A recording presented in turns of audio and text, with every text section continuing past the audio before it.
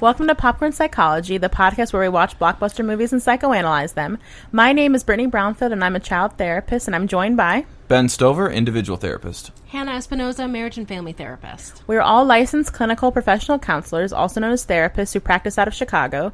Even though we are licensed mental health professionals, this podcast is purely for entertainment purposes and to fulfill our love of dissecting pop culture in all forms. Please remember that even though we are all licensed therapists, we aren't your therapist. If you are struggling with mental health symptoms, please find a local mental health provider.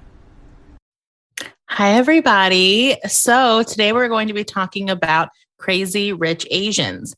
This was on our Valentine's Day poll, and it was a very close runner-up. And so because of that, we wanted to bring it into our regular season's schedule. And so in talking about Crazy Rich Asians, we're going to be talking about culture shock and all of the nuances that involves classism, regionalism, old money versus new money, culture integration, in-group versus out-group, we're going to be talking about a lot of subjects, mostly focusing on a few characters, Rachel, Eleanor, Astrid. We might jump around a little bit, but we're going to be talking about, like I said, culture shock as kind of an overall theme. The plot of the movie, very briefly, our central protagonist is Rachel. And she is dating a guy, just a hot guy named Nick, who she has never met his family, doesn't know a lot about his background. And then he finally takes her home for a family wedding and realizes he's basically like a prince. Like he is the heir of the richest family in Singapore.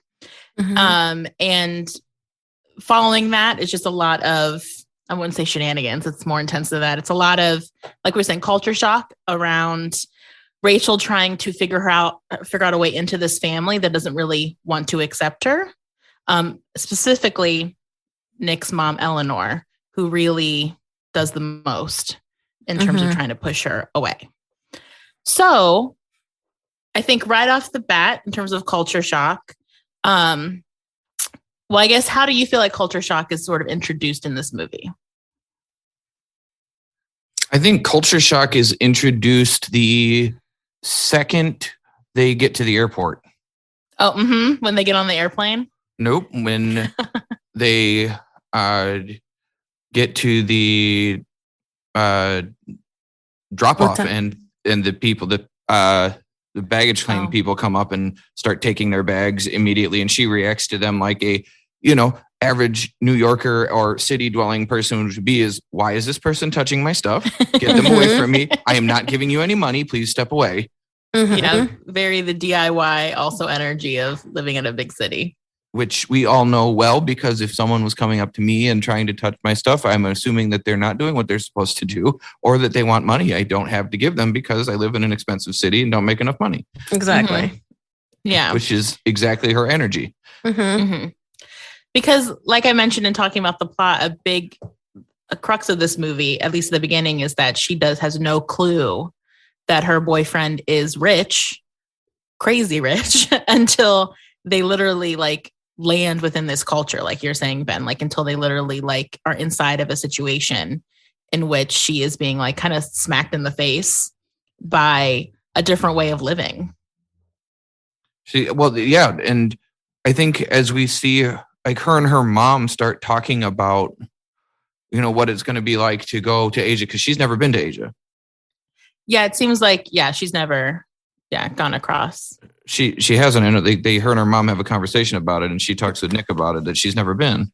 And I think one of the things that I studied multicultural human psychology in between grad school and undergrad on a study abroad, and we did that in another country, which was really interesting, because you see a lot of the stuff that you see in this movie is that people that have heritage from one place or family from one place assume that because they have family, they understand a culture. It's like people who think that, because they have military family members, they understand military culture, or they're competent in that culture and can navigate it, or any other thing. And it's not true.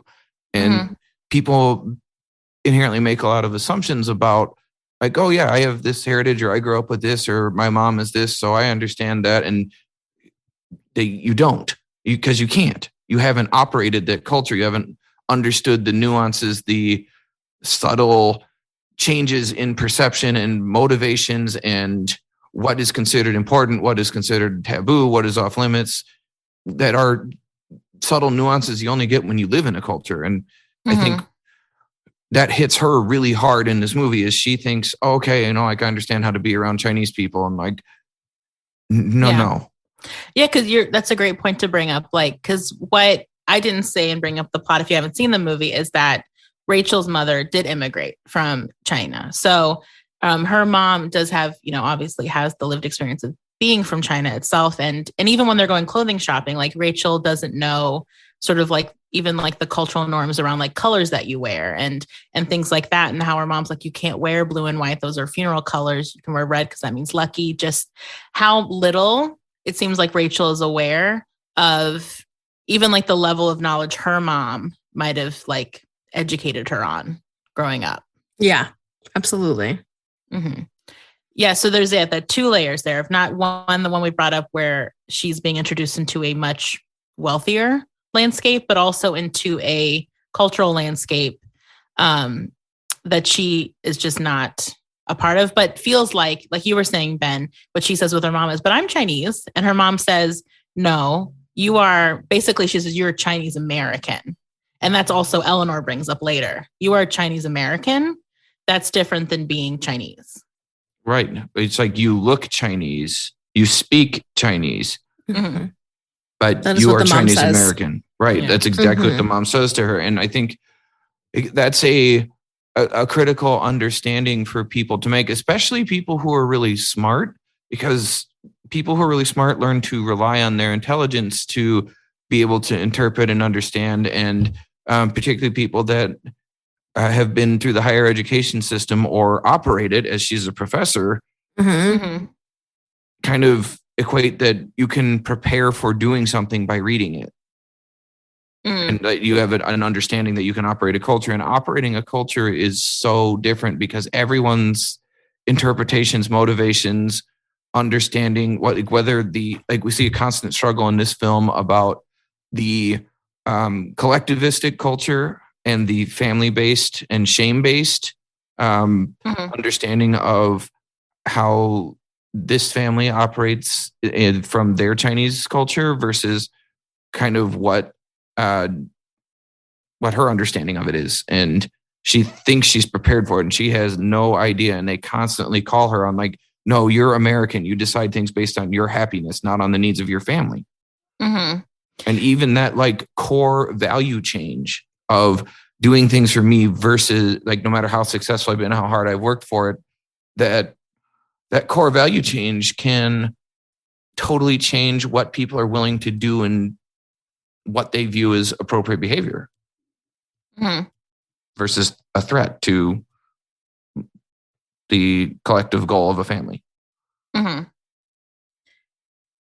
Yeah. And so kind of in hitting upon, because you brought up a bunch of really good parts of this, right? Like the parts of the culture talk. One is like when we have different values. Two, when we have different social norms and cultural norms within different nuances, like even regional nuances of a culture. Because also one thing too, not to jump around too much, is that Nick's family is originally from China, but they immigrated to Singapore, or they moved to Singapore in the 1800s. And so it's also, I think someone makes the distinction of, it's not like they're necessarily Chinese either. Like this is a whole different subculture almost within, and then a subculture within a subculture, in that they're rich as all hell. And so what her friend, played by Awkwafina, can't remember her name, there's so many people in this movie, what she really tries to teach Rachel is that like when she pulls that bag out with the map, she's like, there's a lot going on here and there's a lot of nuances here. And even like just being rich isn't the same. Like there's so many levels to who people are, what people mean to other people, and that kind of thing. And I think with Nick, kind of going back to the beginning of this movie, I mean, I think Nick, I don't know what Nick thinks, to be quite honest, in terms of what he thinks he's doing. He doesn't know. He doesn't know what he's doing because he doesn't know what he's doing because he really, like what we're saying, just throws Rachel or just tries to plop her into this world, like from the very beginning. Like you said, going to the airport, going into the airplane. And he does such a poor job in that he doesn't do a job of explaining anything to her. Like, even like, this is what our experience on the plane will be like.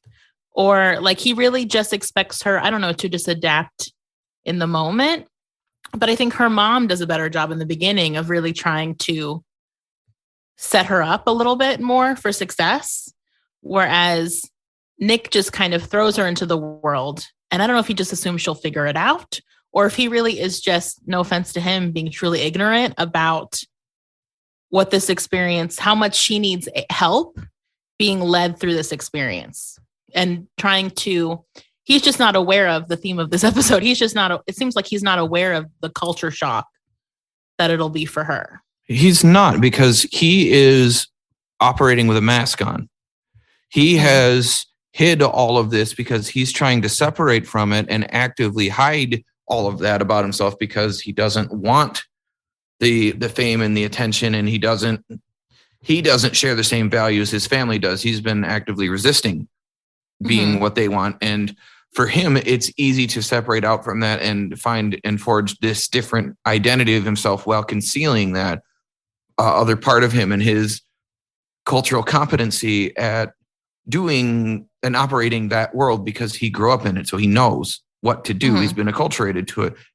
But it is absolutely incredibly unfair for him to assume that she would be able to also switch modes like he can, because she has no basis for it. She grew up with a single mother who is an immigrant. And if she says in her story, like, we had no money, she has absolutely no understanding of the level of high society she's entering. It's all going to be extremely foreign to her.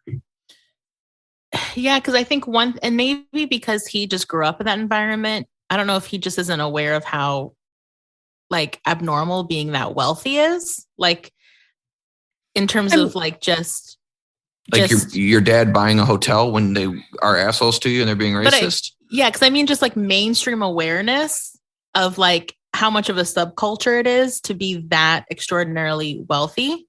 And so I wonder, I don't know. It's like I'm trying to find like some benefit of the doubt of his for him, but it's I mean, go ahead, Hannah. I feel like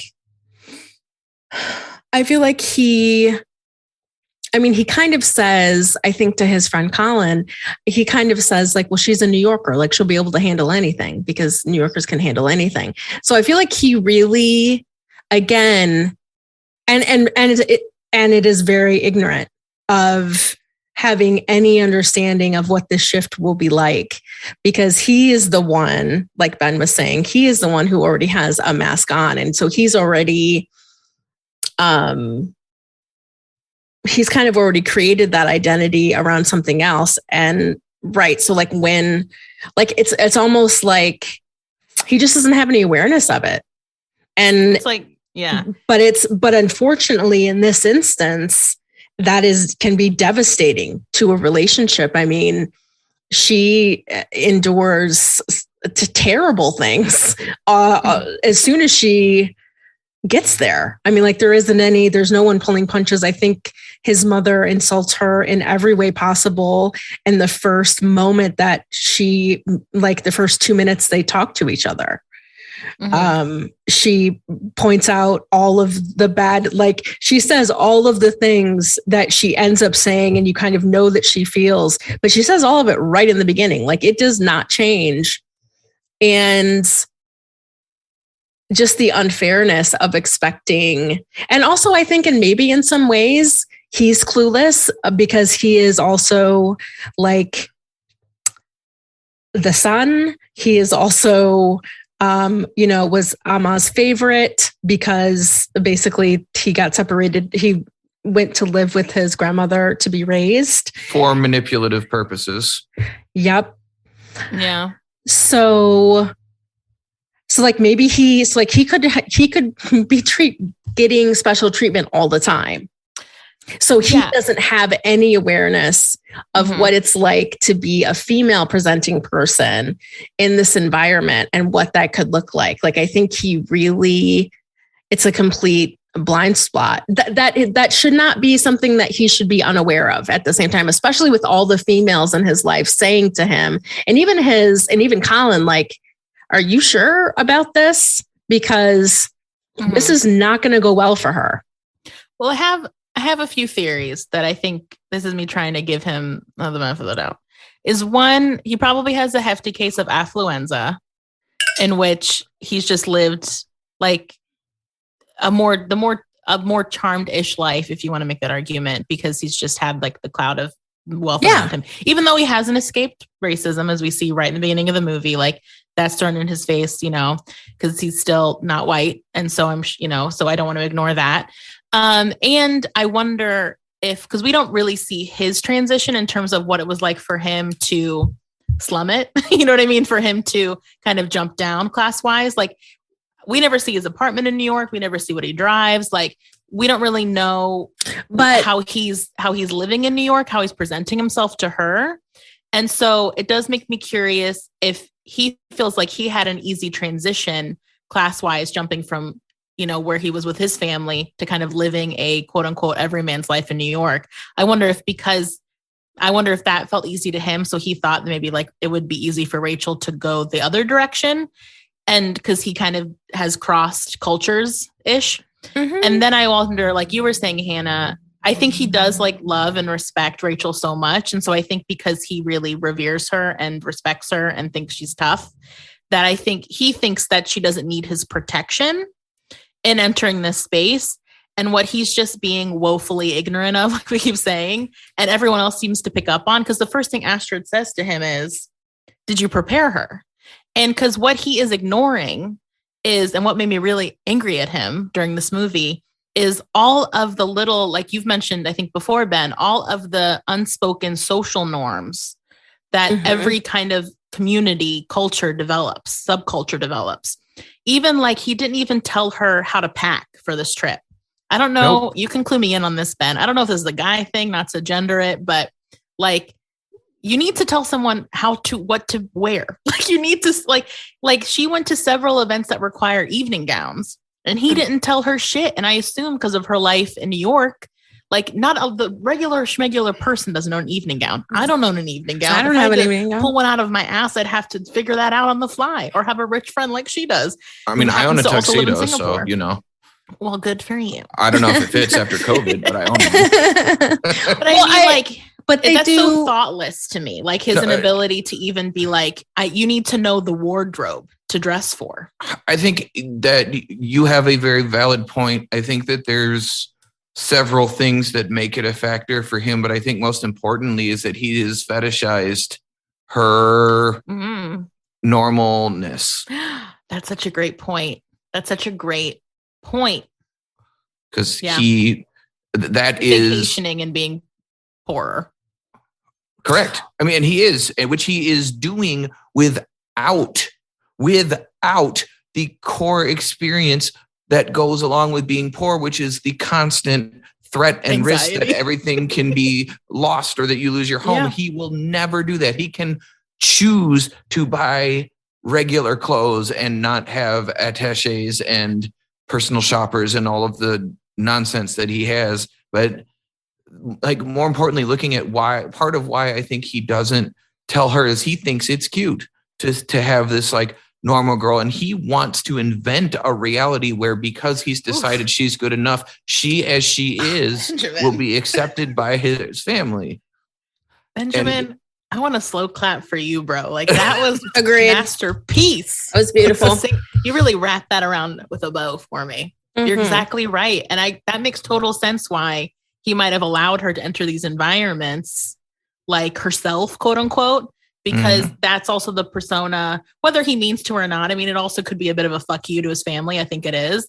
And so like, why would he then dress up the thing that like the person, he loves her, but like, why would he change her to fit that life when I think she is a symbol of like, I'm doing my own thing. And he's not really thinking about how that's going to hurt her. you're right. It's kind of objectifying her. Oof. Yeah, Oof, absolutely. oof, oof. Absolutely. I mean, it's not unlike stories that we've seen before where the oldest child or the favorite of a rich family finds somebody from the, quote unquote, the other side of the tracks. And that's the same idea. They fetishize what this person's life is like and have no true understanding or even like empathy for what the experience actually is like. And she says to him I think on the plane, she's like, you use my Netflix password. Like you, like all these like clear indicators that he is Pretending. to be either at her same level of the amount of money that she has or below it even. It's pretending. Yeah. It is pretending. It's a vacation from his reality. And because it suits his needs, he doesn't drop his hand and then the way he does it of like, oh no, just kidding. I'm secretly a prince. For real. Yeah. And I adore the way that they showed her reactions to it of like being supremely uncomfortable with being pampered the entire time. And also going like, what the fuck does your family do? Like, like we're economy people, like even just like being on that plane. She said we're not first class people. Yeah. We're economy people. Like just like thinking about like that, like being on a plane like that, you like that ticket is probably $5,000 just to ride the plane. For real. And they got it for free. What do they say? No one loves free things more like rich people. No, I think he lies to her. Yeah, he says his family does business with the airline. I think they own it.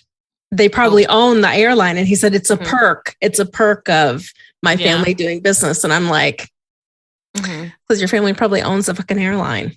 Yeah.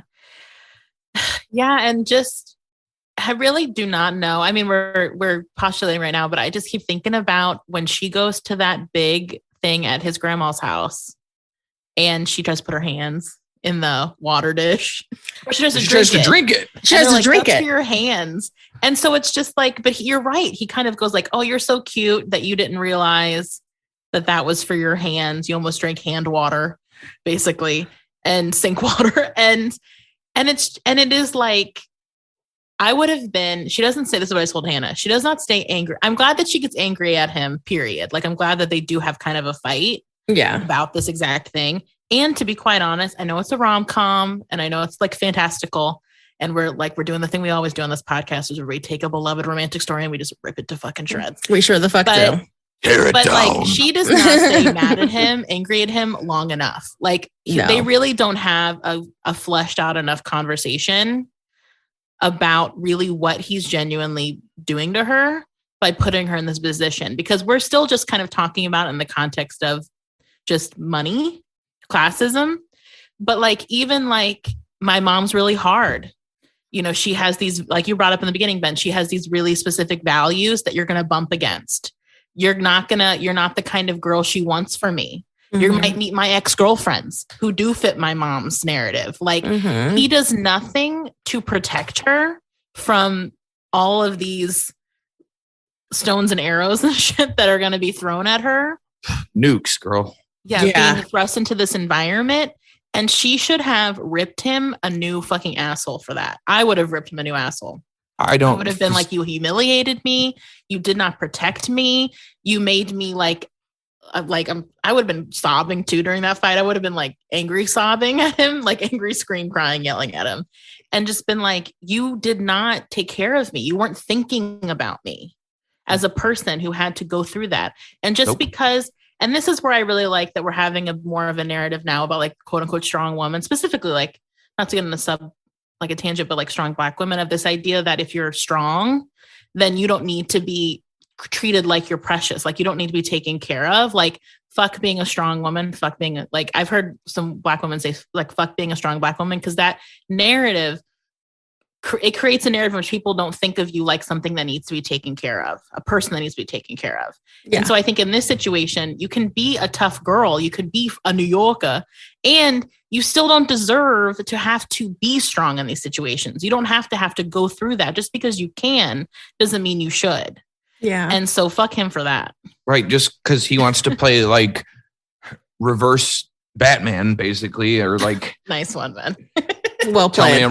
Tell me I'm wrong. Mm-hmm. But he wants to, well, I mean, Bruce Wayne has a bit of this, like, I just happen to be rich. Yeah. No, like the plot of Batman it's Begins. My parents' money. It's like, bitch, you're rich. Like, get over it. I hate when people say that and stuff. Like, my parents are rich. Okay. No, you're right, because it's like the plot of Batman Begins is this, and Ra's al Ghul / Henry Deckard calls him on his shit immediately and goes like, you are playing in this world. Which is why I hate him in that movie. Which is why Bruce Wayne can eat it. But for real. Like, agreed. He calls him on that, and that, like, that's a theme of the Nolanverse. Like, not so much with Joker, but like Bane and Deckard, all the League of Shadows people call him on it. Like, you adopted the dark. I was born in it. Oh yeah. And like, it's like a reverse situation with her. Like, he expects this to be a treat and like a pleasant surprise, and like that it'll go there and like everybody will love you. But it's like, like I am unwillingly forced at times watch bits of reality TV when I am unable to successfully disengage from it when it's on in my house, which I hate. But it's like every single time you see this of like, oh, I fell in love with this person, but they're not Christian, and they bring them home to their ultra Christian family. And what's the first fucking thing that the family starts grilling them on is, so what's your relationship with God? Do you love Jesus? The first question.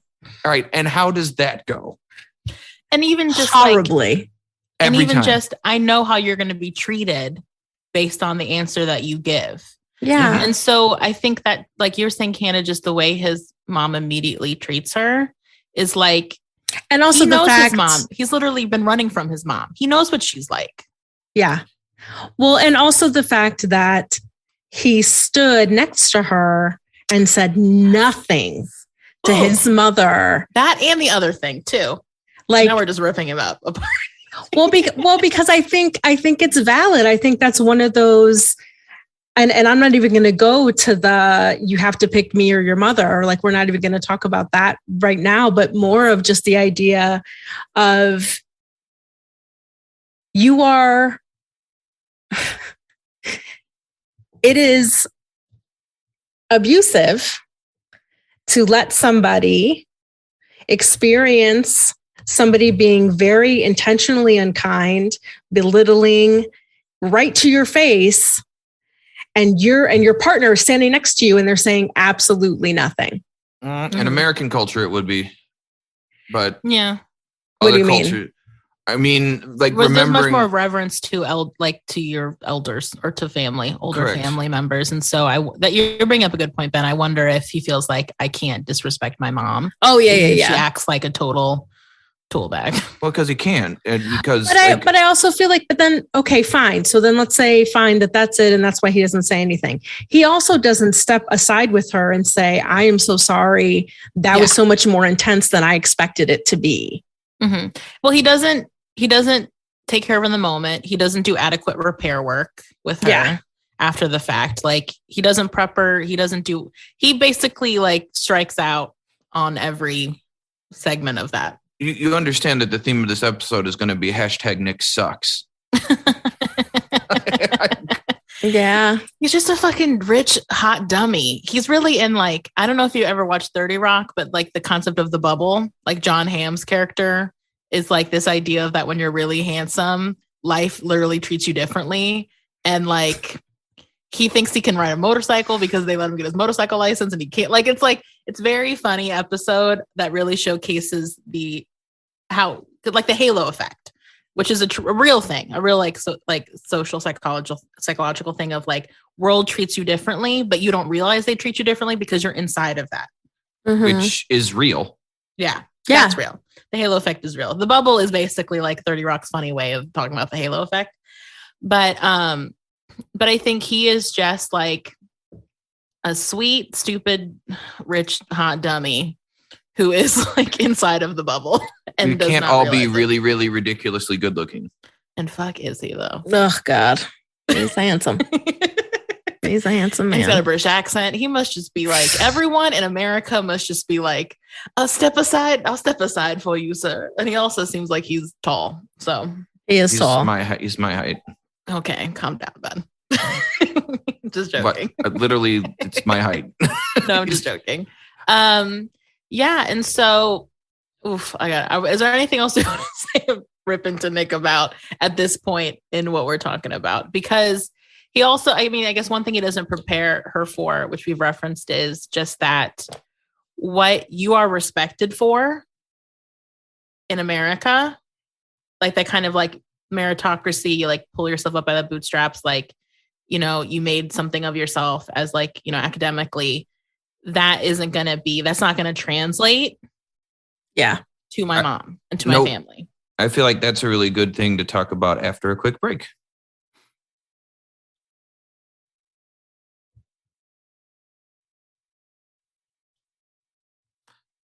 So cultural values and like recognizing that those are different, I think is actually a really important theme of this film. And I know we've talked about like a lot of these things and now they don't line up, but really understanding when you walk into a different world that has a totally different culture, literally every single way of interpreting life is different. And like you had said before, like looking at what holds value, what would be looked at favorably for a woman to be in America, of like someone who went, look, you made it in this world. You worked really hard. You did everything you were supposed to do. You were better than everybody else and you were smarter. Holds like Nick failed to prepare her for that because that would hold absolutely no value. And the conversation his mother has with her about her being at Oxford in law school. So she's smart as fuck. Extremely smart as a foreign transfer student to a prestigious school in another country. But yeah, that's, you know, like to reach that level and to have met her husband there and realized that she had to give up on all of those dreams to be the matriarch of her family. And seeing that the value system that what's our protagonist's name? It just left my head. Rachel. Like the value system that Rachel has, the way she carries herself, the things that she holds dearest to herself, her core beliefs, if you will, her core beliefs about how you make it in this world are completely invalid to the values of the culture that this mother wants for her son and wants to preserve the legacy built by her family.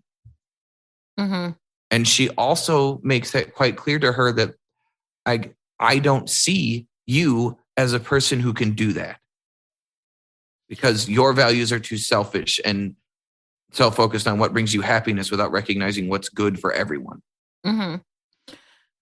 Which is, like we've referenced, goes into a bigger idea of like in America, we are a country that's known a lot for our individualism and how like you're out. I mean, it's capitalism too, but like, it's capitalism of how you are like, you are looking out for yourself and trying to like, you know, climb the ladder of life basically individually and sometimes stepping on other people. And that's okay if you're like killing it, nailing it, crushing it, whatever. And what she does bring up, Eleanor, which is true, is like, this is a collectivist community. Like we value what we bring to our whole family, our whole community, not just, and she kind of like, I can't remember exactly how she says it, so you guys can jump in, but she kind of puts the stink of like, you have been raised to be selfish and I have been raised to be selfless. And so you did really well for yourself, but like that is inherently almost like an evil thing because you are selfish for that. And I gave up my education, my intelligence, maybe even like my intellectual self to raise my family. And that should be revered and like gold stars to me. And also to remember that one of the things that's going to be really important, it's sort of subtext in this movie, but I don't know about the book, I didn't read it, but just understanding if they left China in the 1800s, it makes sense to why this family operates and behaves the way that they do. China was an oligarchy at that time. Mm. They are oligarchs. There is no two ways about it. But the China that her mom left was communist. Mm. The communist revolution happened in the 50s. Mm-hmm. And with Mao Zedong, and the world that her mom left would have had entirely different values than the Chinese values that this family is holding on to. Yeah. The way that the traditions that would have been passed down are all going to be slightly different because they're coming from a different version of a collectivistic workers' party that literally overthrew the oligarch government to establish a collectivistic thing. And like, I'm not here to argue the merits of one over the other, but that's what happened. And like Mao Zedong is still, to this day, I visited the man's body in Tiananmen Square in 2016. He is still every day put on display in a glass coffin where people come and bring flowers and roses every day, stand in line to pay tribute to that world. And what that became, and the fundamental difference of the China her mom left versus the China their family left is already so different that even the fundamental understandings that she has about what Chinese culture is going to be different than what they interpret it to be. Mm-hmm. And then also, I mean, like that's on like the macro level, like even on the micro level, as we learn, like her mom was like more traditionally married and like had a more traditional quote unquote like life. And it did not serve her. Like it literally hurt her. And so also even by being more family focused, that actually was, a painful, abusive experience for Rachel's mom. Whereas I'm making a big assumptions because we never meet Nick's dad. It seems like for Eleanor, like she was also taken care of. I mean, there was the conflict with like grandma, but I think that's also Eleanor is doing what a lot of people do, which is you paint with a broad brush about things. And so also kind of not just ignoring, but just ignoring the fact that like it worked out for you too, like being so family oriented.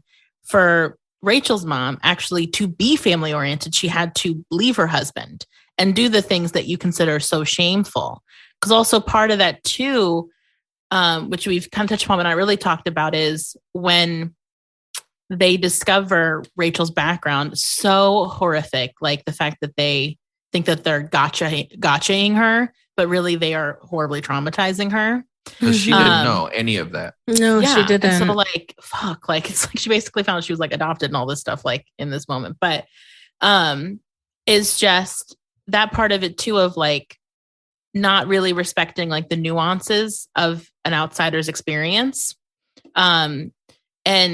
And also the fact that like, like you mentioned, I think earlier, Ben, of like being more shame-based around it. Like, because part of that too, of that collectivist energy and kind of like the oligarchy thing that you're referencing, and him being like Nick being like a prince, is also this importance about family line. And it seems like what they find most shameful about Rachel, other than their assumption that she's a gold digger, is that she doesn't have a good family. Like she comes from a disrespectful lineage, and how you are so connected, who you are individually is so connected to your family's quote unquote mistakes and behaviors. And that idea that your reputation is so tied to your parents, your family, your extended family it's very old school, but it's just very different. I shouldn't say that. It's very different than American culture, where there's a bit of some of that, like, gossipy stuff, like where you can sort of be scandalized by your family, but there's a bit more of you can make your own reputation and your own image, and you can separate yourself from like your parents. Right. And there's cultural encouragement to differentiate from abusive, painful situations. Yeah. That is not the world that Nick's family lives in.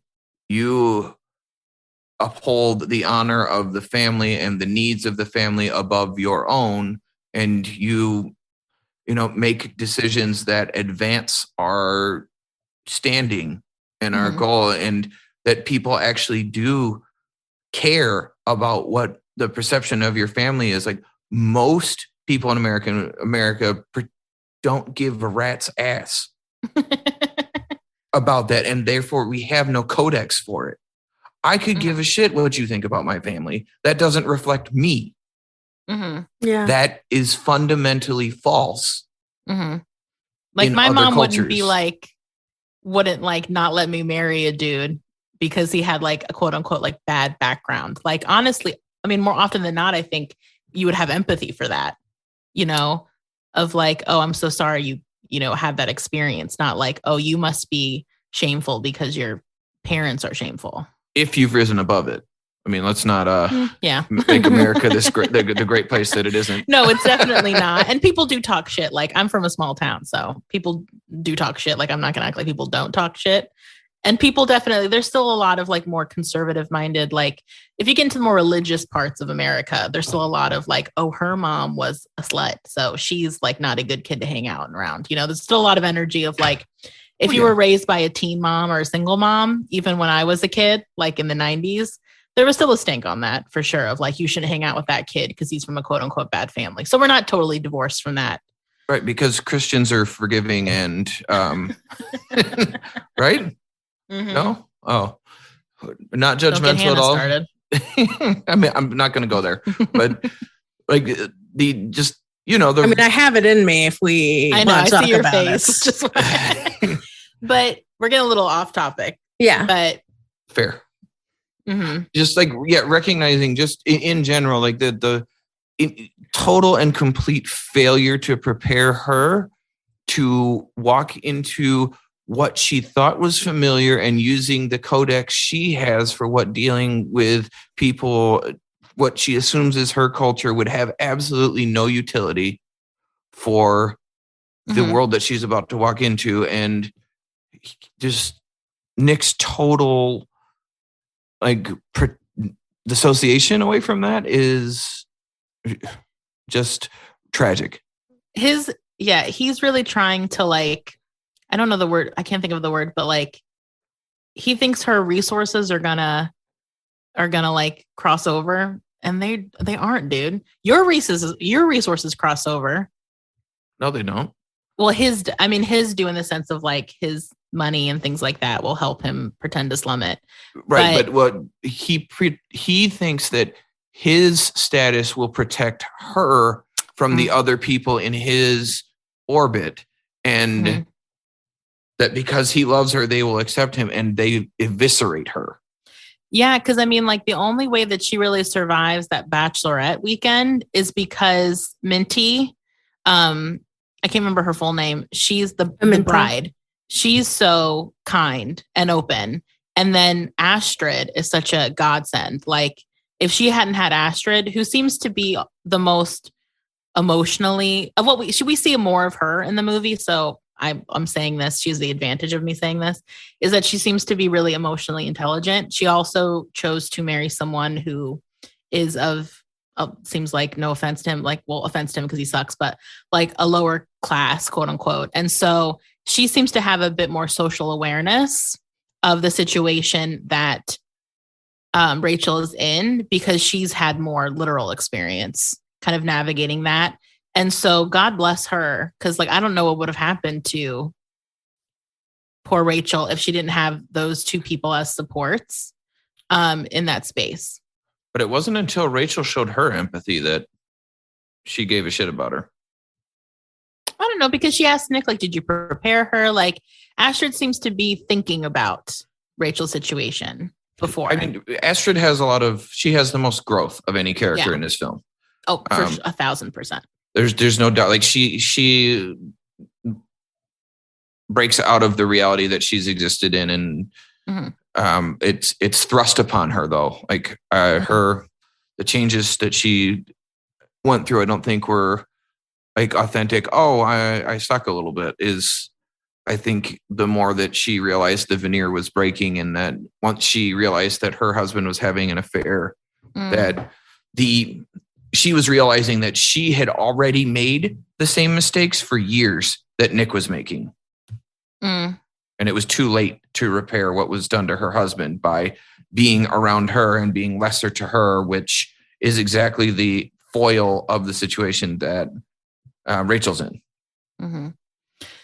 Yeah, but yeah, and kind of going back to that, like Bachelorette weekend and the stuff, and how Astrid supports her, like the fact that did we definitively figure that out? Like, who put the dead fish in her bed and wrote like, "You're a gold digging bitch"? I mean, it sounds like it could have been anybody. They were maybe all Amanda. They were all in on it. They were all in on it. Yeah. And I just think like you're right in that point of like, I think Nick thought like they would just be cool because it's his girlfriend, and not really not understanding how she's going to be perceived as like, not necessarily even like a threat, but that she is offensive.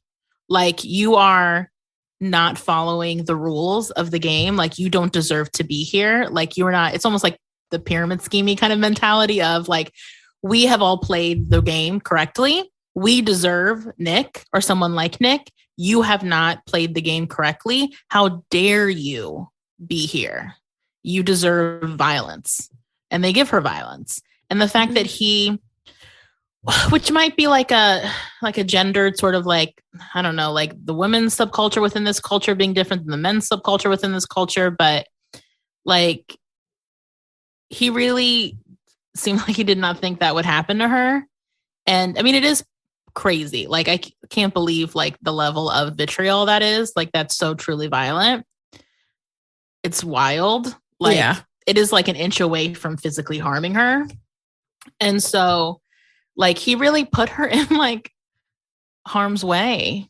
I mean, continuing the theme of like, hashtag Nick did not protect her. Hashtag Nick sucks. Nick sucks. I know. Nick sucks.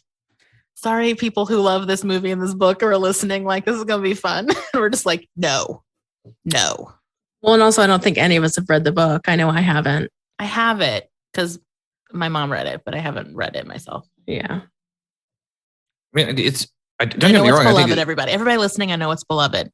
Yeah. And it's an important film. It's an important film that it's. Yeah, absolutely.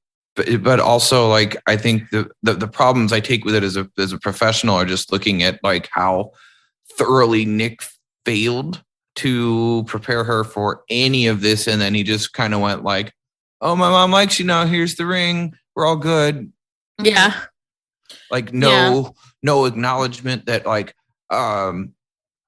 hey, actually, I set you up for torture and you got tortured, and marry me anyway. And she's like, "Fuck you." But now I'm going to get into gamemanship and take your mom on because that's my wheelhouse. And I'm playing a game. Let's play a game. I'm going to win. Bok, chicken. Yeah. And I kind of just think, and I think something, I'm going to pivot a little bit. I guess, is there anything particularly about Rachel we want to address before I pivot to Eleanor? I think Rachel just fell into the same trap. And I think that they illustrated it really well of like Americans assuming that because we're such a melting pot that like we can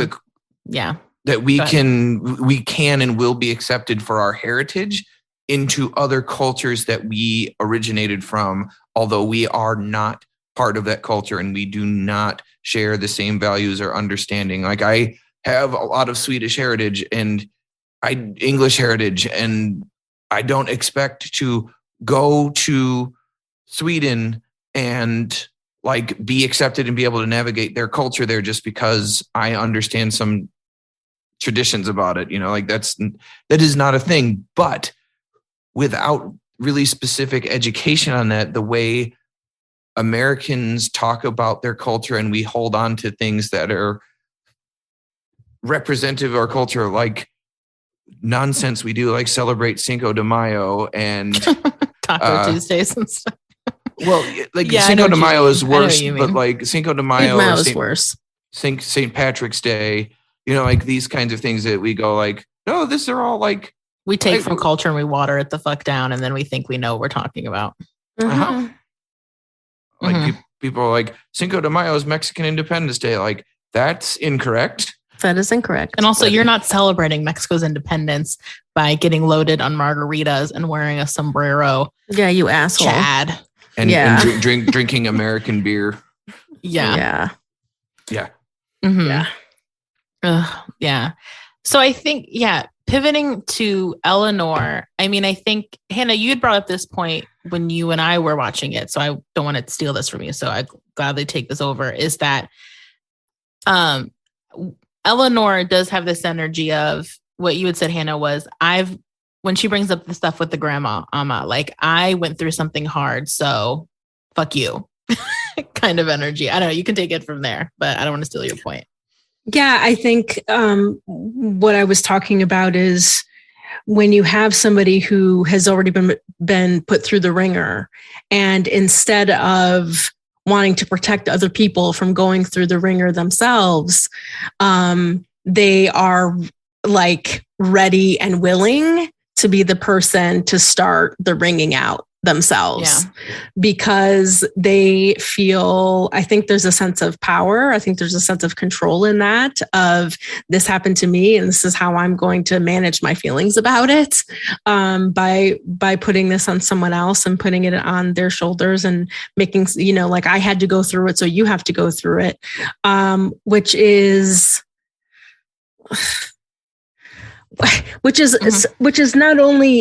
not helpful. It's also not emotionally intelligent.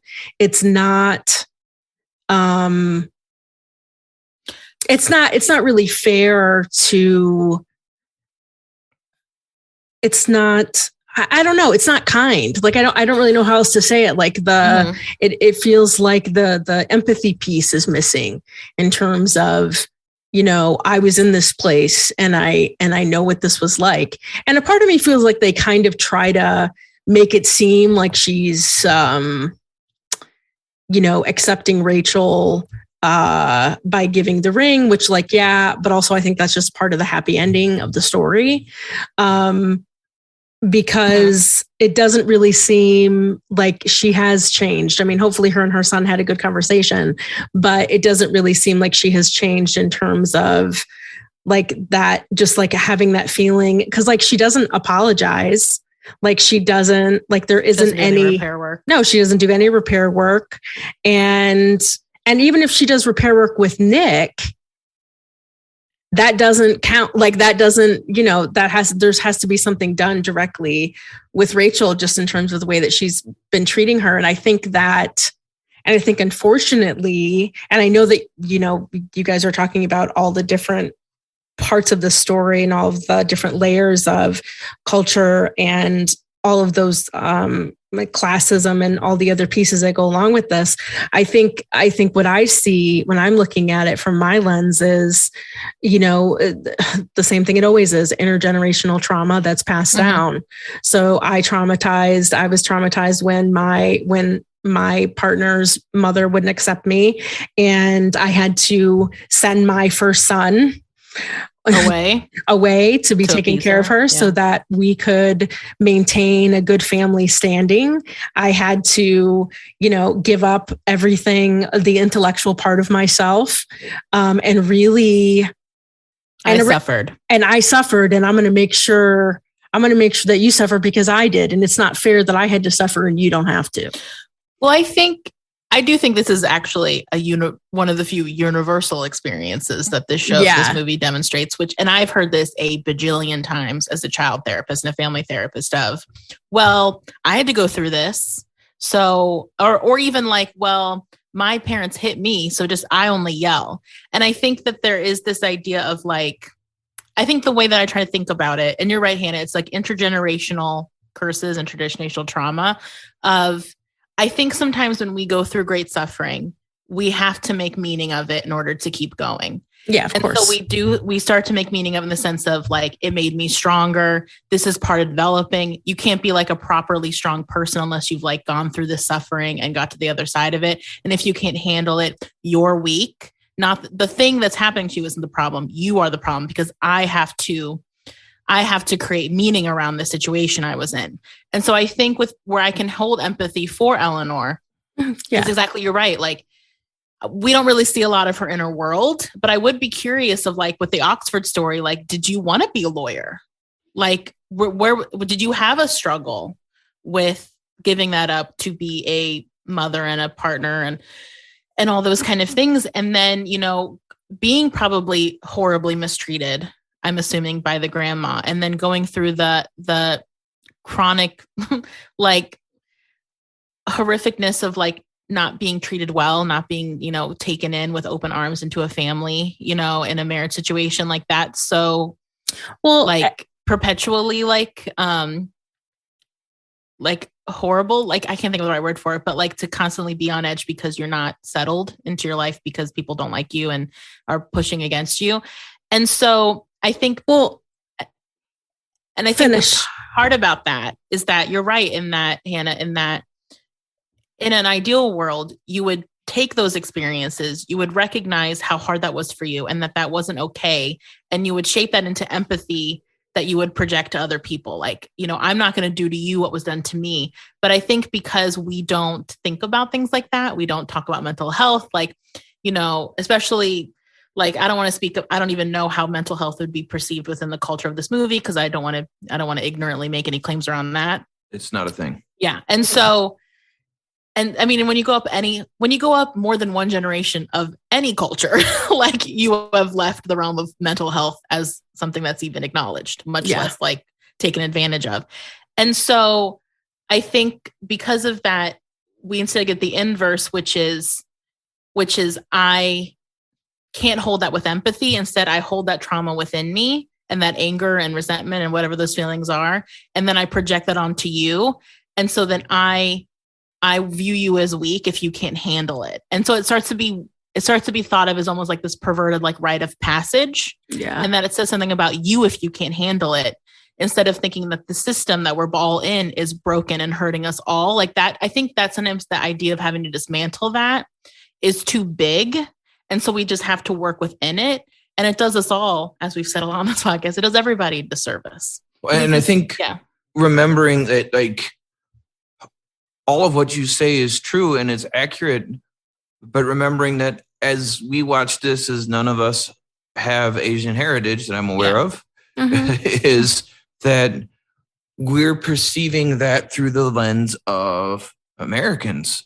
For sure. No, And 100%. Yeah. Like, while you're absolutely right. The points are beautifully stated, is remembering too that the cultural interpretations of all of that are going to make it even more resistant to change, because the patterns of communication, the shame-based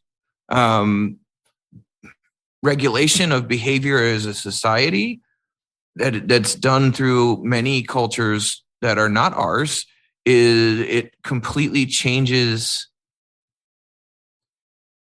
the interpretation of what it means to succeed, because it's succeed at all costs.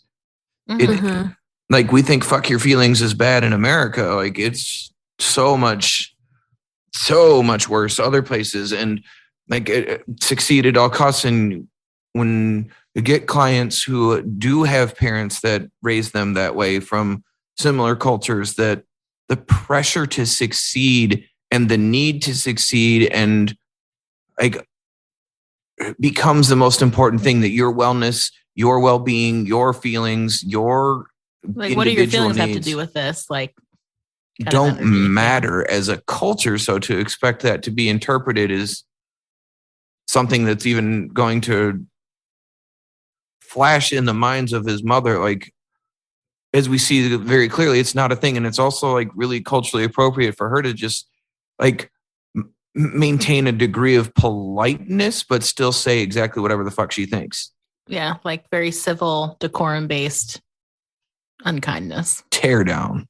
And then expect you to go sit back at tea and be stoic. Because that's part of the rules, you know, is we don't have, you just take it.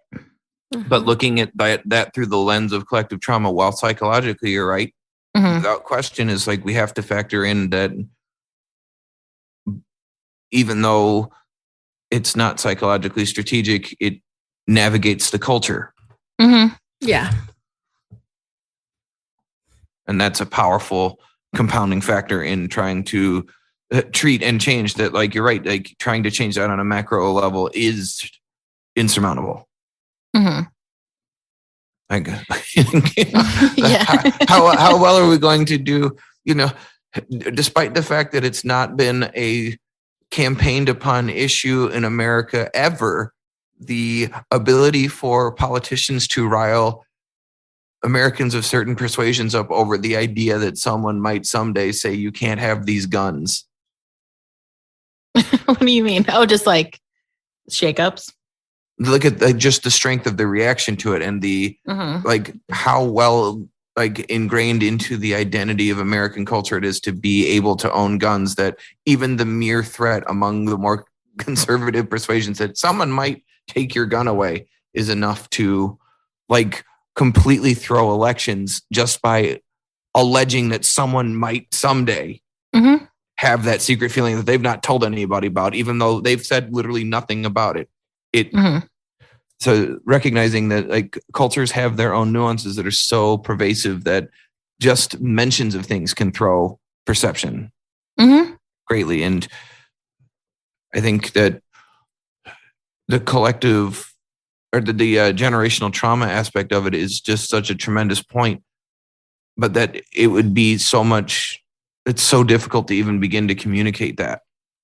Well, and what we're lacking in this discussion, which we will own wholeheartedly, like you said, Ben, is none of us are of Asian descent or immigrants to this country or, anything like that. And so we do lack the depth in this conversation to really address what you're bringing up. And we can't help but approach this from a Eurocentric, whiter lens, an American lens, to put it succinctly. So on that note, let's take another break.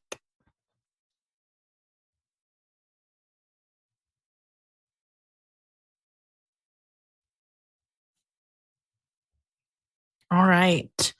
So I know, Hannah, you were jumping in. Is there anything that we didn't touch upon that you'd wanted to say about this topic? Sorry,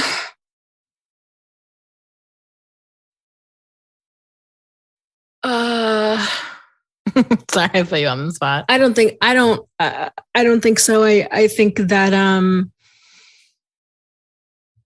what you and Ben were saying makes a lot of sense, and I think there are so many different levels to this film and to what we're watching, and so I think really trying to keep that in mind when we're kind of talking about all the different things we're talking about. And I feel like and also so I think that's it. Okay. And oh, sorry, go ahead. Oh, I thought you were going to say something, Hannah. Sorry. And so kind of with Eleanor, I don't know if there's anything else, because I know another kind of character that was coming up for us in this conversation was Astrid. And I just didn't want to skip to her too quickly if there's anything else anyone else wanted to say. Because I think with Astrid, we have another layer, another cultural layer, which is the heteronormative gender dynamics of the power dynamic of when she because like we said, she kind of has a flipped inverse situation with Nick and Rachel in that she married someone who's not as well off as she is. And they've also been together for quite a while. They have a child that's, older. I mean, not older, but he's not like a baby, he's a child. And so I think what's interesting in watching that part of it is it addresses kind of the gender role dynamics of that relationship, where her having more resources, more capital, basically, it seems to really, we only get a small window into the relationship because they're not the main characters of this movie. But how she's even introduced in this movie is she is buying stuff because she can afford it and hiding it around her apartment as so almost to not throw her money in her husband's face and really trying to protect his ego from her wealth. And even with going above and beyond to do that, it still has a damaging enough effect. By the end of the movie, he is having an affair and they actually end up splitting up. Yep. It's and him feeling ignored, like threatens his ego so much that he does things that make no sense to me, which is that, have you seen Gemma Chan? Because oof, what a beautiful little baby princess fairy person. It's like she was like made in heaven and came down to us. Yeah. I mean, like, I don't know what you're thinking, but you're not going to get better. Like, you're not going to find a more attractive person. There's equally attractive, but I don't know about more. Yeah, you're not wrong about that. But at the same time, as we all know, when affairs are started, it rarely has to do with finding somebody who's more or less attractive, and has way more to do with getting a need met that you're not getting in your relationship, that you're either not comfortable asking for, or you haven't been in relationships, or in many ways haven't been taught how to maintain a healthy, long-lasting relationship. Very true. Which is definitely the therapist perspective. That was just my like, no, I get it. Beyonce got cheated on, y'all. Beyonce. Yeah. Which would be like, like a similar argument of like, equally attractive. I don't know about more, like, but also just like when people, I think one of the things I find myself telling couples more often than not is, this reaction and what is going on doesn't have anything to do with you. This has to do with this person, your partner, not having experiences to help back up the situation that they're currently in. So they are reacting in old patterns and old behaviors because they don't have the files. They don't have the files that have the information that they need. And it doesn't have to do with, so often we hear that whole thing of like, well, she's not even hotter, or she's not even younger, or she's not even older, or whatever the fuck. And it's she's like, that's better, quote unquote. She's not better. Yeah. She's not better. And that's because that's not what it's about. That's, I'm not saying there aren't just straight up dirtbags out there who that is what it's about. But in terms of people that I see and people that I work with on a regular basis, this is about how I grew up in my family and what I was taught and what I was shown and how I was treated. And I am bringing that into my marriage, because how the fuck do you not bring that into your marriage? That's impossible. And I'm going to make a statement, and I hope it's not. If it's ignorant, y'all, come for me. Come for my neck. Email us, DM us, whatever. I also wonder too, because it seems like they're coming from a more like, what in American eyes is more like old-fashioned kind of setup. I wonder if it's also culturally really hard to be in a dynamic for him where his wife holds more quote unquote power because she's wealthier and comes from a wealthier lineage and all that kind of shit. And he's trying to create that, like he becomes like he definitely has risen up. It sounds like the social ladder in being with her. And I can't remember what she said he used to do, but now he's like a CEO. He's an army captain. Captain. And it seems like he can't quite get over, like you see the look on his face when she gives him that watch in the beginning, like he looks not pleased. Like, I don't know if he looks like he's going to cry or he's going to yell or he's going to puke or whatever, but like he seems downtrodden when she gives him that gift. Like his face, you can see it kind of go over his face, and he tries to mask it and look excited, but his initial reaction is very like negative. And so exactly what you're saying, Hannah, is that I wouldn't be shocked if the person he's having an affair with is someone who he can feel like he has some power over. And I don't mean that in necessarily an abusive sense, but someone who maybe reveres him in a very like traditional way of either like he's older or more powerful, or, you know what I mean? So that he can have more of a traditional dynamic with her. Right. So my guess would be that she needs him. Yeah, that's what I mean. Yeah. And he doesn't feel needed. And he even kind of even says in the limo, I'm having a tantrum. You're not giving me enough attention. So I'm acting out. And my acting out isn't even getting your attention. So I'm going to act out again and I'm going to leave. I'm going to leave in a huff. Well, I'm going to leave you to go to your family event without me, knowing that you're going to have to explain that or you're going to have to do something about that. Mm-hmm. Yeah, it was a power flex. And yeah, like seeing that, like you're right, you see that like that relationship has been tremendously mismanaged by both of them. Mm-hmm. Which I always like to watch when like stories include a foil, and their relationship was absolutely a foil to Nick and Rachel's on what it could be, and what I you know, with like you guys had said, without her like kind of addition to the story and able to interrupt that process happening of recognizing like, you know, like I brought him into this, but you can tell like he didn't necessarily want to become a startup CEO. That's her pushing him to match and rise to her level. To fit in his world, her world. Right. And he resents her, and he resents like their dynamic, and is threatened by it. And it doesn't jive with his value system at all. He has no fundamental understanding for how to exist in this world either. Yeah. And he's just trying to do whatever he's told to do to make her happy. And he resents her for it. Yeah. You're right in that they're both doing pretty superficial things to meet each other in the middle. Like her hiding her wealth around the house. Yeah, exactly. Pretending to be CEO, if we're going to think of it like that. Like they're both putting on a show to meet in the middle with each other, but they both can feel, and he can feel, he says this, like, I know what you're doing. And so really when you do it in a superficial way that's not connected to deeper meaning, it comes off patronizing, or it can. And he definitely feels that, like, you're patronizing me by hiding things around the house and treating me like a dummy, you know? Right. And she does acknowledge that. And you're right. She has a lot of growth in this movie, you know, where by the end she's like, no, I am rich as fuck. Like, and, you know, I shouldn't have been hiding that. And also you shouldn't have, you know, acted out. Like we both were wrong.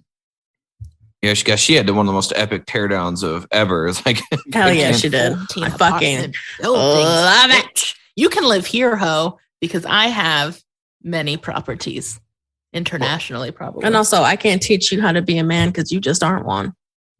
Yeah, that it was that part. The other part, the other part was insignificant. That part, that was the teardown. But yeah, like looking at like exactly those behaviors, like the recognition that pretending to not do something for optics is not ever going to work. Like, all right, you know, like if I put it into the language of, yeah, I'm going to keep cheating on you and doing whatever I'm going to do, but I'm going to hide it from you so you don't know, but I'm going to hide it poorly. And all the staff are going to know about it, and everybody's going to know I'm out banging supermodels. But, you know, it's totally cool because I'm not going to do it in an obvious way where you know I'm doing it, even though we all know, you know, I'm doing it out of respect. And also, makes no sense. Unkind to the person he's cheating with, even like if I can even have empathy for the mistress or whatever, because the way he portrays it, she's also just a pawn in their like marital fuckery.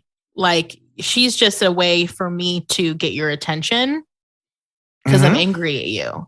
And that's so unfair to that girl as well, that person out there in the world. Well, also think about what's going to happen to her on social media. Oh, the mistress? Like if anybody finds out who she is, like look what happened to Rachel. They found out who Rachel was in the time it took to get that second cake. The second dessert.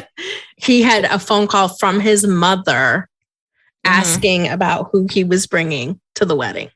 Yeah. Which again, Nick, a sign that you can't outsmart this, bitch. Is bonkers. Here's your first fucking sign, you jackass. Your mother calls you before you didn't even tell anybody. Somebody saw you with someone. They figured out who it was. In like, and that's how 8 minutes. And that's how you found out. And that's why you're calling me. Get the fuck out of here. That's not a sign. I don't think so. Yeah.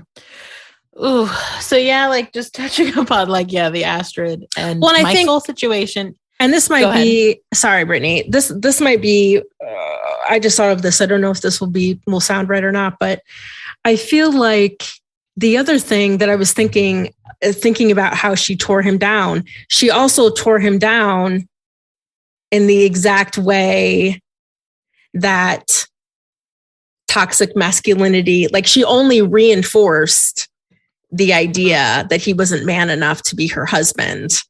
Yeah. And that's like she lit, like by saying the things that she said, she is proving that that is the problem. Like, and which again is unfair to both of them, really, because really it's all the other, it's all the different pieces about their being in coming from two different places. Well, they didn't do the work, and maybe we'll touch upon this in treatment of when you have a interblank relationship, whatever that means, interracial, intercultural, interclass, whatever. Like you do have to have some awareness of, like we've been talking about and kind of flaming Nick for, you have to have awareness of how you guys are all going to bring your varied cultures, whatever that means, into the relationship, and understanding where you do not have a shared experience and being very thoughtful and mindful to address how you are going to deal with that. And if that, where we're going to compromise, where we're going to be understanding, where we might feel a lack of getting our needs met just because we have a different cultural background, whatever culture that is, and really seeing each other and not just kind of, you're saying like kind of the happy ending of even this movie of like, love will fix it. We love each other enough that all these other little things are going to go away. And sometimes things might organically resolve, but more often than not is you need to have like really intense, because like even when I work with couples where they come from seemingly the similar backgrounds in almost every way, they still on a micro level can have such different lived experiences that like you have to have conversations about like, how do we even spend money? Like, how do we want to raise our kids in religion? Like, how do we want to raise kids, period? And so you take that and you blow it all the way the fuck out when you come from such different cultural backgrounds. Yeah. And you have to go in that with open eyes and a lot of like humility and like love for each other of like, we need to validate each other's lived experiences and really try to decipher any blind spots that we might not just be aware of. And that takes a lot of like intentionality. And it's not just all like hard eyes and teddy bears. Like you have to do the work. That's where the work comes in. Yeah. When you choose to be with someone who does not have your same shared experience, whatever that means. And well, and I think, and I feel like what you're talking about, which is what I think whenever I talk about couples, probably, I talk about the idea of, having to grow towards each other. And how a part of growing towards each other is the intentionality behind it, because a part of growing towards each other is that you are going to be, your partner also will know how to push all of your buttons in order to kind of get you to grow. I mean, it sucks. It's not, it's not great, but it also is a really good way. And a really good, I feel like one of the things that I like when I talk about growing together versus growing away from each other is that everybody has a chance to try to grow together and try to grow towards each other in pretty much any, and excluding a purely abusive relationships. We're not talking about abusive relationships. Have the ability to heal and grow towards each other. But it's work. I mean, it's not something where you can just be like, oh yeah, I'll just get you flowers more often. Like that's not going to fucking touch it. That doesn't have anything to do with anything, because ultimately, what do we know? People want to be heard. People want to be heard, and that's what they want, and that's what they need, and they need to be sat with, and they need to be able to experience those feelings and be able to be vulnerable with the other person. Instead of instead of acting out with old behaviors and old patterns because you're so emotionally kind of compromised that you can't get out of it because you don't feel like you can change, because you don't feel like it can be different. And so there's no motivation to grow towards each other if you have a partner who just really feels like this is just who I am and like I don't know what you want. Mm-hmm. Yep. And I agree with all that. And I think one of the ways that I try to illustrate that when I'm working with any couples is that the first thing that I want people to understand is that if you're going to have a successful conversation with a couple, with your partner, you need to cover two things primarily. And if you don't cover either of these things, you are not having a successful conversation and no change will happen. Thing one is that the person is being taken seriously and their feelings are being considered real. Thing two is whatever's hurting them is going to stop. Hurt people want to know two things and two things only. If you don't cover either of those, they are not listening to you. Mm-hmm. And I mean, we're kind of already doing this, like sliding into treatment with discussing this. Because where I think this would show up in the landscape of this movie is we've used the word repair work several times. And I guess maybe we should do a better job of like explaining what that means when I say it. It's newer to me in therapy work. I think it's something that's becoming more and more talked about within the field of therapy work, and especially if you do like couples and family work, relational work at all. And I would say after this movie, I might need you to chime in on this a bit, Hannah, or you too, Ben. But I think after this movie, Nick and Rachel need to do some repair work, because exactly those questions you're bringing up, Ben, is what we've been talking this whole movie. Is like Nick has really let Rachel down a lot in this movie. And so she needs those questions answered that you bring up. And like, what's he going to do moving forward? Because even if there is this like Disney ending where Eleanor is kinder, they're going to keep having situations where Eleanor is probably unintentionally unkind, or there's just going to be situations where Rachel is going to be out of her element.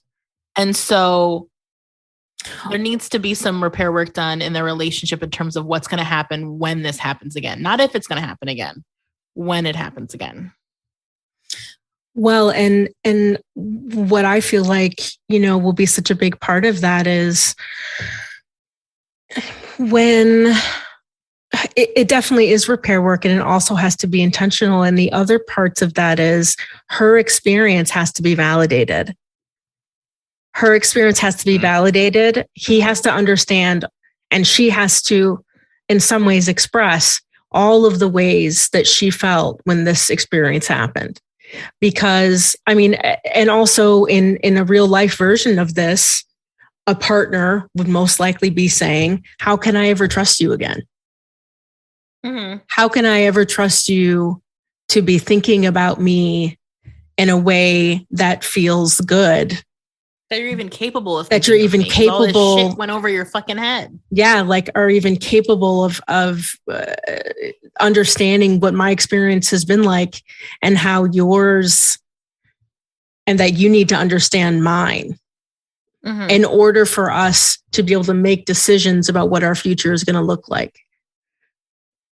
Because this marriage, like there's definitely has to be repair work done.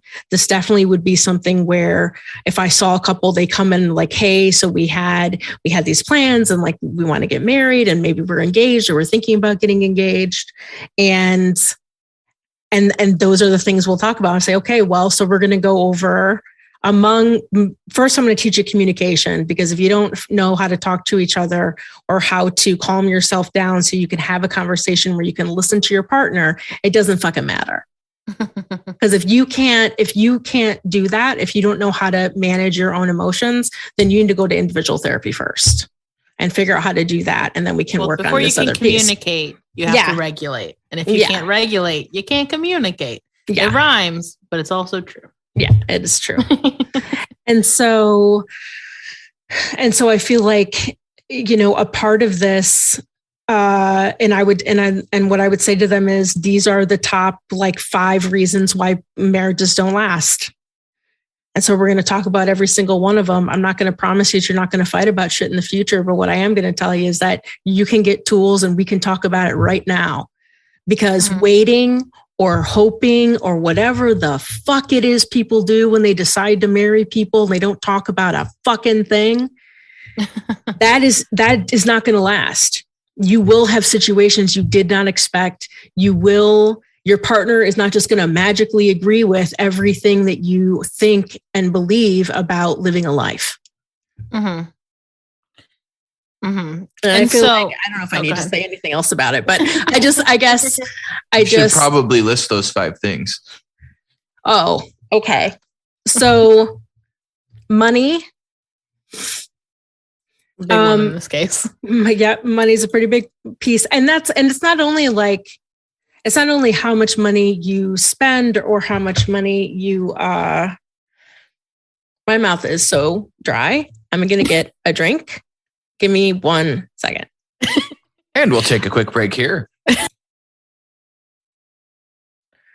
So there's about 5 different things that I talk about couples with when they're premarital couples. And so one of the first things is money, finances, not only how you manage your finances with your partner and the way that you designate all the decision-making power about that, but also what did money mean in your family? What did money mean? Did you have to think about money as a kid? How do you think of money now? What are your hopes of where your financial relationship will be in 10 years and 20 years? Money is one of the biggest, it's the number one reason. It might be the number one reason, or it's kids, one or the other. So then in terms of statistics, marriages that fail in the first year, almost half of those, or it's probably more than that. It's been a long time since I've looked at the stats, but people divorce or separate in the first year of having their first child because they don't talk about what it will, they don't have an accurate idea of what having a child will be like. 2, they don't talk about how the power dynamics, the household chores, how the division of labor in the house will be. 3, they don't get support or ask for support when they need it. And a lot of times the couple relationship in the first year of having a child it's really hard to have time. You really have to be intentional about the couple relationship within the first year of having a child, because the relationship really shifts and the energy can really shift in so many different ways. And so really talking more about, like, do you want to have kids? So you both agree you want to have kids. Okay. What does that mean in terms of length of time that you're going to wait until you have them? What does that mean in terms of what are your hopes in terms of how you're going to parent them? How were you parented as a child? A lot of times when we've experienced things growing up, we want to make sure to not do 1 or 2 things, kind of like Brittany mentioned earlier of, my parents hit me, so all I do is yell at you. It's like, yeah, okay, but emotional abuse versus physical abuse, not that is always what it is, but I'm just using it as an example. Those 2 things are still fucking awful. Yeah. And it still makes it hard to express feelings and thoughts and emotions with a partner when you're. And even, go ahead, Brittany. I was gonna say, and even bringing it back into like the world of this movie, like Nick was raised by his grandma. Yeah. And I wonder if he was even sent away to like boarding schools and stuff. Like, that all is a big discussion. He said that. Okay. Yeah. So that's a big discussion with when you want to have a kid. Yeah. Do you even have what's your relationship like with even having your kid be raised by you? Mm-hmm. Yeah, exactly. So kids is a big part of it. And mostly because it shifts away from the couple relationship in some ways, in a lot of different ways. And 2, just because of the pure level of exhaustion that humans experience in the first year of having a child. And so that's something else we definitely talk about. We also talk about the familial relationships in terms of, I talk a lot about how does it feel when you're with their family? Do you feel like your partner is the same person they are with you when they're in front of their family. What is that like? What does that feel like? Have you, and sometimes they're like, I've never even thought about that before. I'm like, yeah, okay, that's great. So then at least we've talked about it and you've thought about it. And so it's managing that. And then the other reason of which I think is, infidelity. Infidelity is a big part of why it's a big part of why people's relationships don't work. And at the same time, some people's relationships, once doing the full repair work that needs to be done, can have a better relationship than they ever have. Because they're finally talking about all this stuff that they didn't talk about before. Exactly. And they're finally figuring out the reasons why your needs weren't getting met. Also, I didn't know how to talk about my feelings. I didn't know how to ask for what I wanted. There's so many different layers to infidelity. I think a lot of times, especially the way the media and movies play with it, it's kind of like this. Like, well, everybody does it. And so here's this thing. And like he buys flowers and then like everything's okay. And that's just, it takes a long time.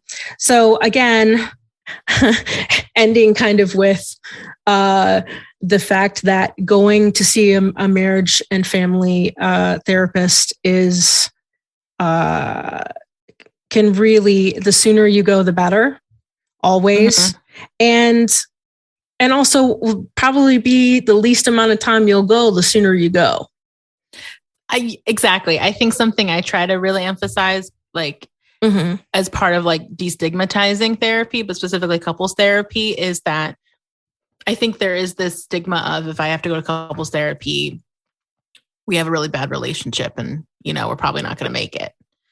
And that's also like, a lot of couples that fall apart will say like, well, we tried couples therapy, it didn't work. Like, I think a lot of times when it's talked about in the context of, we still got divorced, like we tried our best. And I don't know how many couples say we went to couples therapy and we're crushing it, like we were on the other side of it. And like you're saying, part of that's destigmatizing is, I tell people, it's better to be proactive about couples therapy than reactive, because then you have to do that repair work. And when I say repair work, I know we still haven't quite defined it. Oh, crap. It really is just like, I'm going to say it really simply, and I might be missing like more definitive parts of it, but it really is just sitting down with each other and having a mediator like me or like you guys, and just saying like, let's just really listen to each other and don't try to get defensive. Don't try to react. Just say, I hear you. I'm just going to accept, like, if Rachel said to Nick, I really was hurt by you not preparing me by standing next to me while your mom read me down. And Nick's job is just to say, I can understand why you feel that way. I hear you. What do you need? No, like making excuses, no defending yourself, no trying to talk her out of it. It really is just sitting in a lot of humility, letting go of your ego. Because what you're doing in that moment is you're prioritizing the relationship above all else. I'm prioritizing my relationship with you over my ego, over my defensiveness. Like I'm prioritizing that and our connection to each other and your needs. And then you're going to do the same to me. And then we're going to come out of this really having heard each other and demonstrated that commitment to each other by listening. And so that's kind of repair work. And that's kind of where I would go with treatment. And let me just add one more thing. So the other thing that repair work can be is like, yes, it's absolutely those pieces. It definitely starts there. And it's also, especially when it has to do with infidelity, it is whatever the other partner needs for as long as the other partner needs it within reason. Yeah. Because there are some ways that sometimes people can push over into wanting too much information and really not giving any privacy and expecting everything. And that's usually not helpful either. But and creating an external locus of control that does not allow them to regulate themselves or their anxiety again. So they seek to do that through over controlling their partner's actions, which then builds anxiety the second you don't know something, and is not how a normal relationship functions or survives. Yeah. Because you're not trusting each other. Is basically the absolutely. So repair work can be all different kinds of stuff, but a part of working with a couples therapist is that we can help you do that. And we can help you figure out what that is. And again, the sooner you come, the longer you have to stay.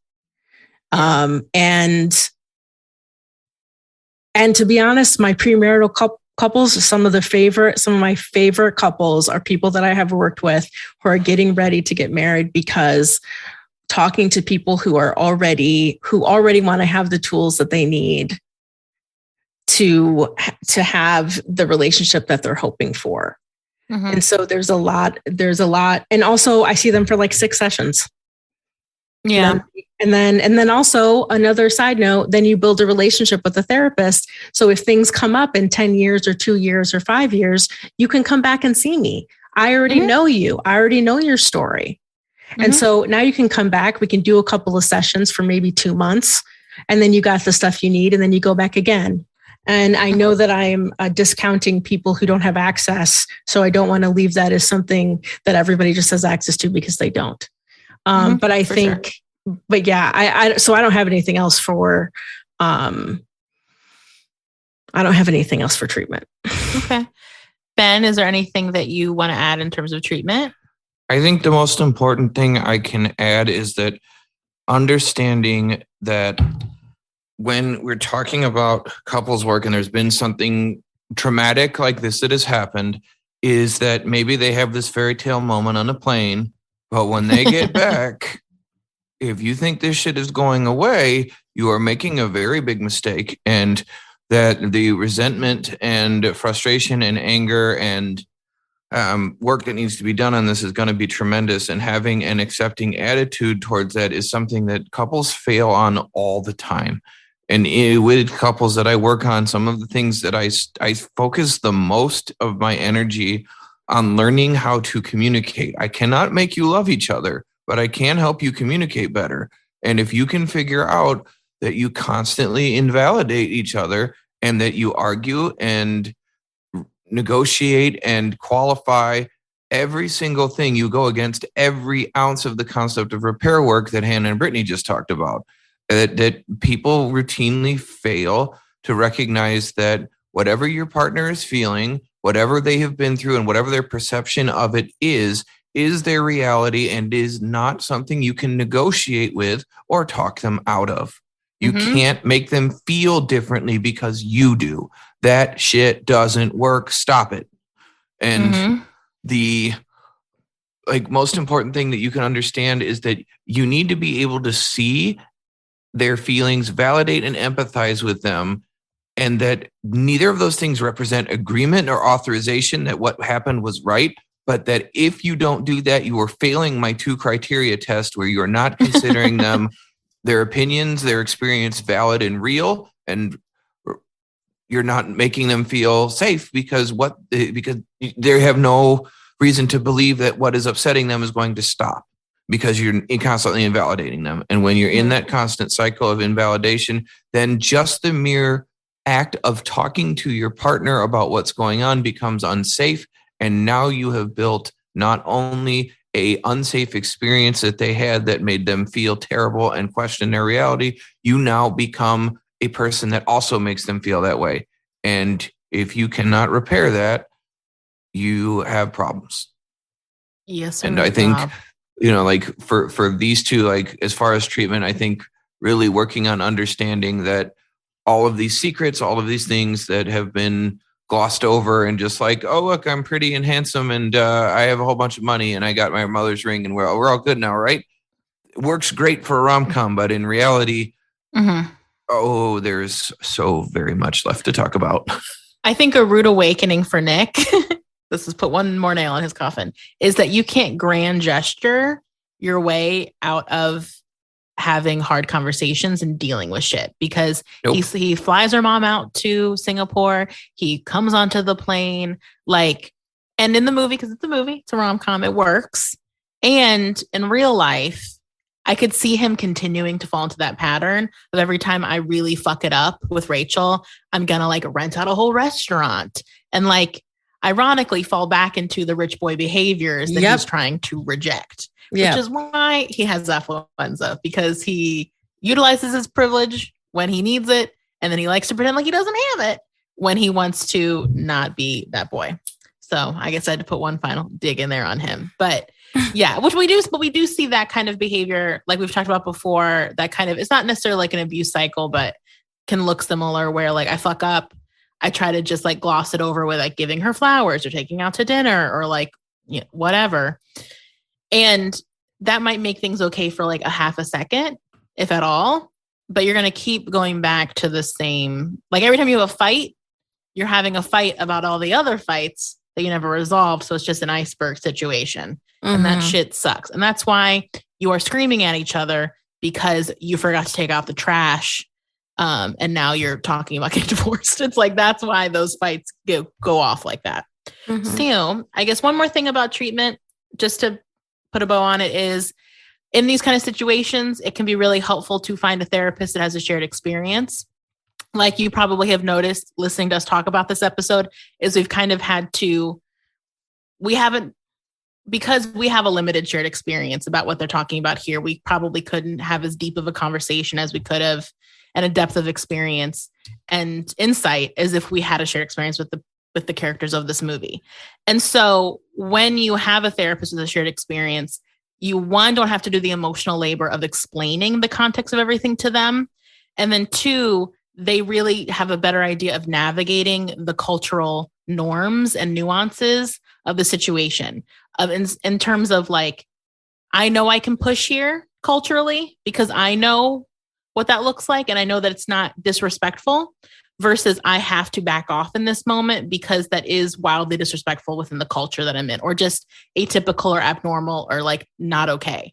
Whereas me, as like an example would be as a white therapist, like I know sometimes in those situations, because I'm trying to be culturally sensitive, I might not challenge as much as I should because I want to be so hypersensitive to like, I don't want to ignore like that you shouldn't like have boundaries with your parents, or that like the collectivism versus individualism.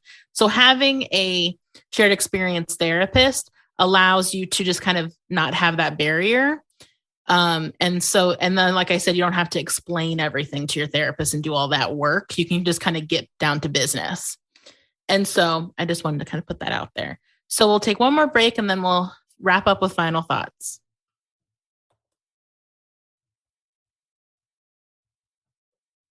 And we're back. So quickly, final thoughts. I can go first. I think this is the second time I've seen this movie.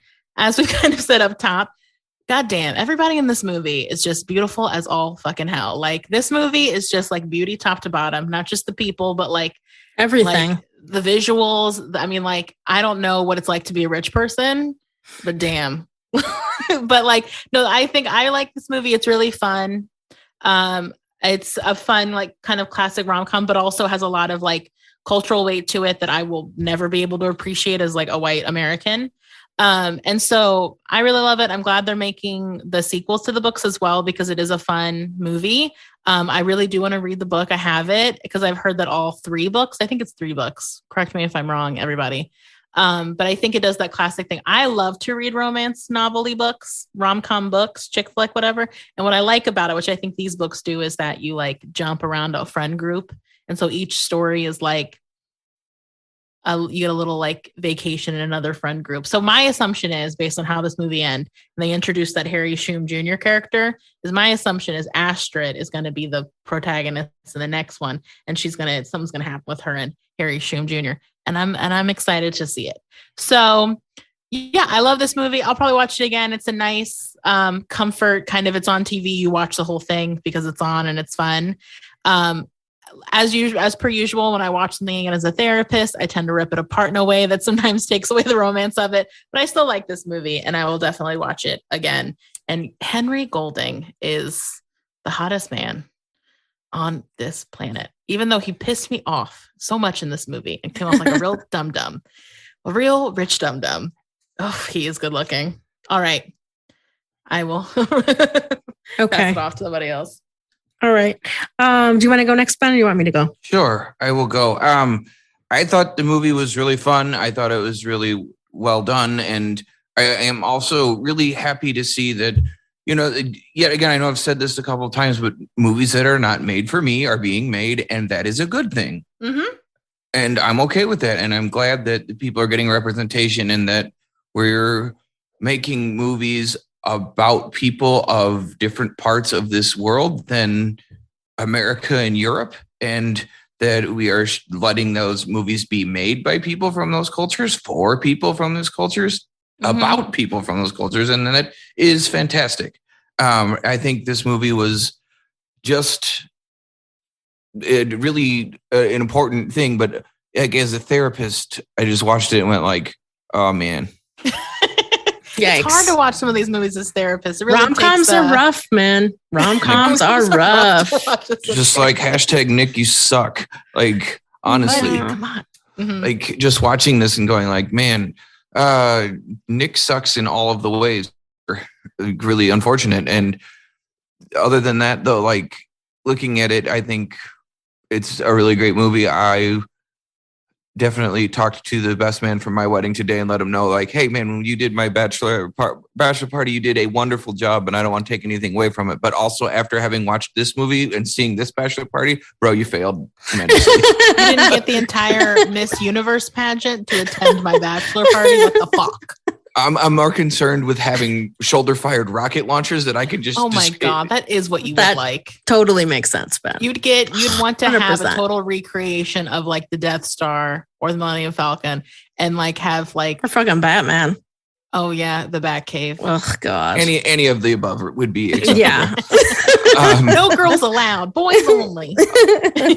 I mean, you are getting married, so like I know. Yeah.